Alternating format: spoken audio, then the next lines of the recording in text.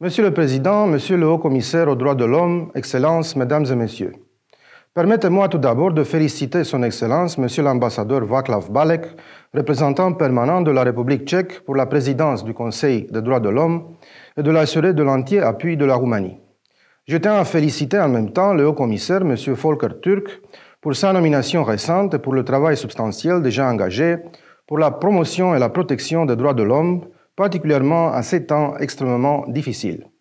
Dans ce contexte, je voudrais exprimer tout le soutien de la Roumanie à l'indépendance du Haut-Commissaire et de son bureau.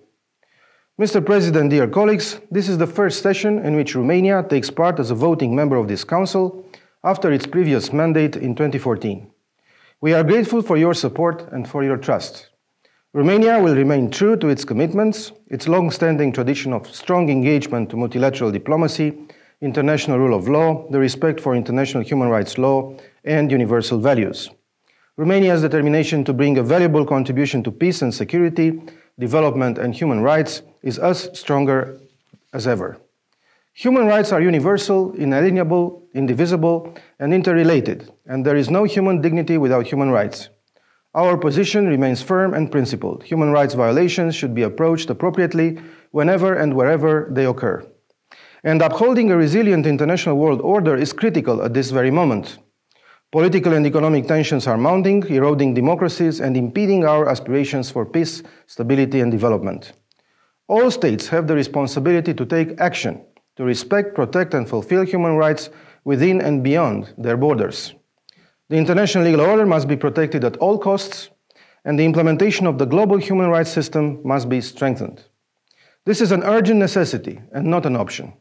The unjustified and unprovoked war of aggression waged by the Russian Federation against Ukraine is also a war on the right of a nation to freely choose its own destiny and a war against democracy. As we have recently marked 1 year since Russia's invasion of Ukraine, I would like to reconfirm Romania's firm and unwavering support for Ukraine's independence, sovereignty and territorial integrity within its internationally recognized borders. The UN General Assembly resolution on principles for a comprehensive, just and lasting peace in Ukraine, also co-sponsored by Romania and adopted on February 23rd with a wide majority, is a clear, determined call for peace based on the principles of the UN Charter. Our condemnation of unacceptable atrocities, human rights and international humanitarian law violations should be further and further articulated. No effort should be spared towards ensuring accountability for the crimes committed by the Russian Federation in Ukraine and towards reparations to the many victims. Romania values the efforts by the Office of the High Commissioner of Human Rights to document cases of conflict-related sexual violence against women and girls, as well as of other serious violations of international humanitarian law and human rights of prisoners of war. Ukraine's victory can only be defined by Ukraine itself. It is its own legal and moral right. In turn, we must continue the multidimensional support efforts for enhancing Ukraine's resilience and resistance against the ongoing aggression of the Russian Federation.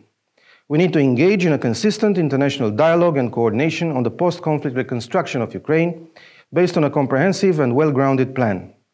Other massive challenges also call for the international community's swift response. We welcome the UN appeals for Turkey and Syria after the recent devastating earthquakes. Romania has been one of the first countries to react and has delivered humanitarian aid to both countries. Whether we speak of war or natural disasters, both types of crises bring immense human suffering, human rights violations, but also massive economic costs for reconstruction. Your Excellencies, in these turbulent times, reinvigorating our commitments to universal values and fundamental principles couldn't have been timelier. The High Commissioner and his office initiative to commemorate the 75th anniversary of the Universal Declaration of Human Rights and the 30th anniversary of the Vienna Declaration and Programme of Action are commendable. Mr. President, dear colleagues, human rights, democracy and rule of law are quintessential for this Council's activity. It is also our first mandate priority as member of this Council. We thank the Office of the High Commissioner for Human Rights for their efforts to organize 4 editions so far of the Forum on Human Rights, Democracy and the Rule of Law. Romania will continue to foster such discussions by initiating a new draft resolution during the current session. The resolution will inform the 5th edition of the Forum in 2024 and aims to bring into attention the important links between democracy and climate change. We look forward to working with all member states for its consensual adoption by the Council. As for the other main priorities of our mandate, we will be working towards protecting and promoting human rights of women and girls, countering discrimination, xenophobia and racism, and enabling freedom of expression.